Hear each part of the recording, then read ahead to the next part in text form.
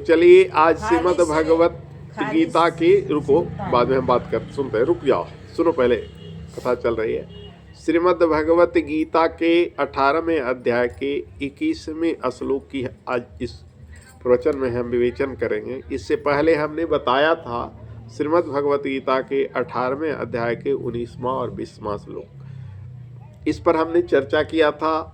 जिस दिन गीता का प्रवचन मैंने दिया था, महीना में एक दिन गीता पर हम बोलते हैं और उसमें गीता के एक श्लोक की व्याख्या करते हैं, किसी दिन 2 श्लोक की व्याख्या करते हैं।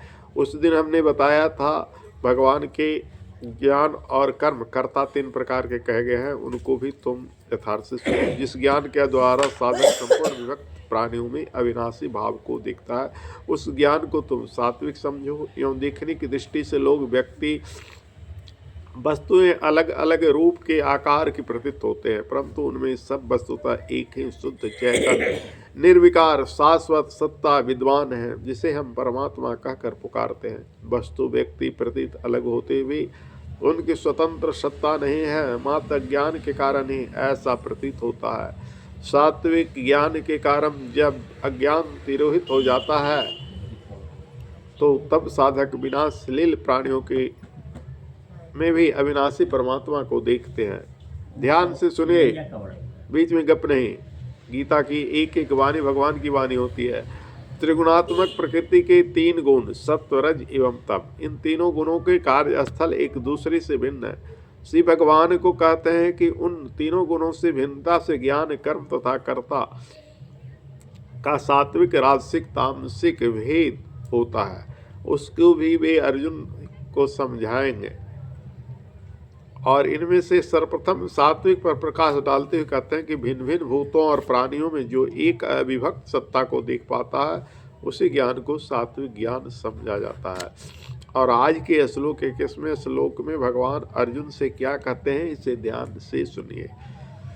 पृथक्त्वेन तु यज्ञानम नाना भाव पृथक विधान वेति सर्वेषु भूतेषु तज्ज्ञानम विधिराजसम्।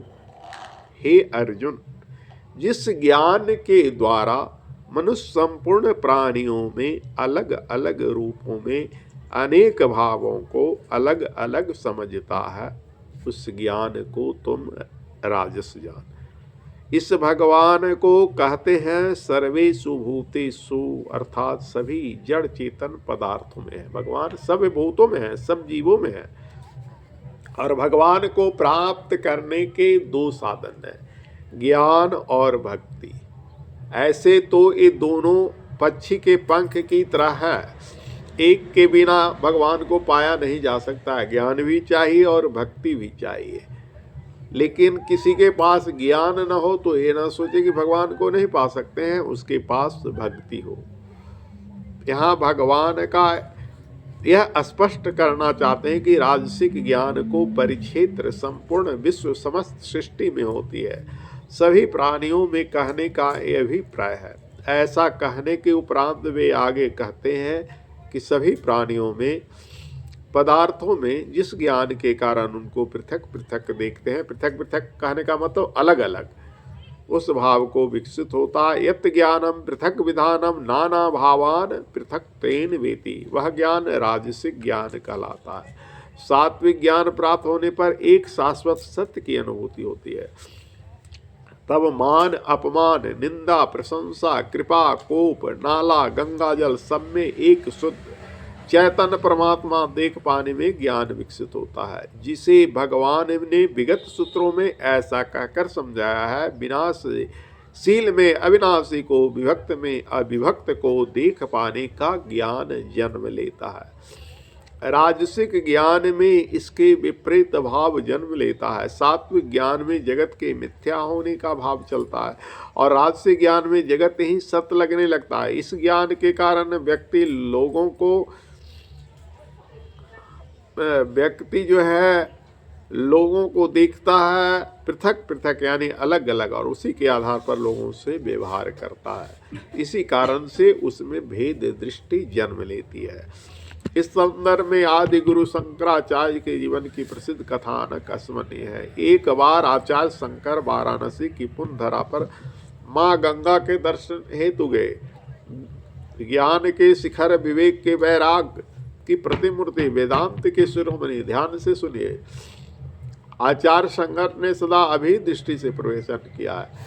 आचार्य शंकर जगत गुरु थे। उन्होंने चारों पीठों की स्थापना की। अब आज भी उनके चले जाने पर जो भी उस पीठ के महंत होते हैं उनका नाम क्या पड़ता है? शंकराचार्य। वो ओरिजिनल शंकराचार्य तो चले गए जिन्होंने पहला शंकराचार्य थे, लेकिन उनके गद्दी पर जो भी बैठते हैं, जैसे मान लो इस गद्दी पर हरिओम बाबा की गद्दी है, मेरे मरने के बाद भी अगर कोई भी महंत बने, अगर उसका नाम हरिओम बाबा रख दिया जाए तो वो गद्दी का नाम होगा, न कि उस महंत का नाम होगा, क्योंकि जो पहले हरिओम बाबा थे वो तो चले गए। तो वैसे वो शंकराचार्य चले गए, उन्होंने जितना लिख दिया चारों वेदों का आभास चले गए, लेकिन उनके अंदर भी एक दिन विचलन भाव हुआ। क्या सुनिए।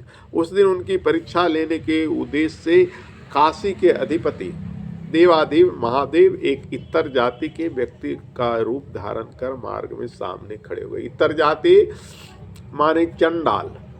भगवान शंकर काशी के मालिक हैं। काशी में शंकर के दर्शन करने के लिए गए थे शंकराचार्य। शंकर के नाम पर ही शंकराचार्य हुआ है। इतना ही नहीं, लोग कहते हैं शंकराचार्य शंकर के ही अवतार थे, लेकिन फिर भी ओरिजिनल शंकर तो नहीं थे। ओरिजिनल शंकर ने उनकी परीक्षा लिया, यानी भगवान शंकर ने। वो सामने खड़ा देखकर आचार्य शंकर ठिठक गए, रुक गए। महादेव भी आगे कदम थाम लिए। आचार्य शंकर ने उन्हें ज्ञान का इशारा किया, वो मार्ग से हट जाएं ताकि वे निकल सके। महादेव ने उनसे प्रश्न किया कि आप मुझे मार्ग से हटने को कह रहे हैं? भगवान शंकर बोले, क्यों हटने के लिए? आज जैसी बात नहीं थी, पहले छुआछूत था, उससे भी आदमी स्पर्श करना नहीं चाहता था। तो बोले ऐसे हट जाओ। भगवान शंकर मुस्कुराए कि क्या तुम मुझको हटना कहते हो? आचार्य शंकर के हामी भरने पर महादेव ने पुनः प्रश्न किया, ओप शरीर को हटने को कह रहे हो या आत्मा को? भगवान शंकर पूछे कि किसको कह रहे हो हटने के, मेरे शरीर को कि आत्मा को? यह शरीर तो नश्वर है, पंचभौतिक तत्वों से आत्मा निर्मित है। आत्मा शुद्ध है, चैतन्य है, निर्विकार है। उसके आप मार्ग से हटाने का उपाय आप ही बताइए। कौन बोला? चांडाल रूप में जो भगवान शंकर है। महादेव की बातें सुनते हैं आचार्य शंकर को सत्य मालूम हो गया।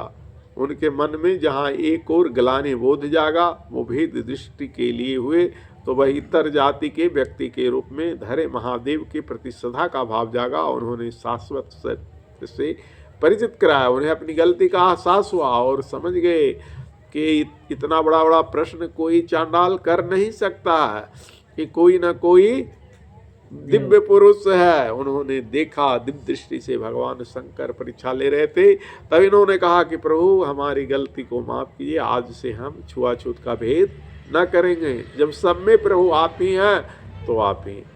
तो ये भेद कौन करता है? जिसे ज्ञान नहीं होता है कि प्रभु सब में है, जिसे ये ज्ञान हो जाता है कि प्रभु सब में है, उसे न शूद्र न ब्राह्मण न क्षत्रिय न वैश्य, सब में भगवान दर्शन करते हैं, सब में ईश्वर का दर्शन करते हैं। भेद बुद्धि ही मनुष्य को बिखराता है। जिस दिन भेद बुद्धि मिट जाएगा, ईश्वर का रूप देखोगे, सत्य ज्ञान का परिचय हो जाएगा।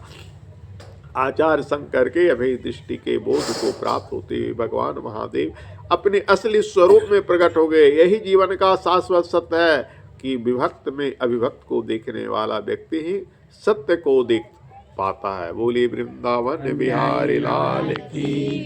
बोलिए।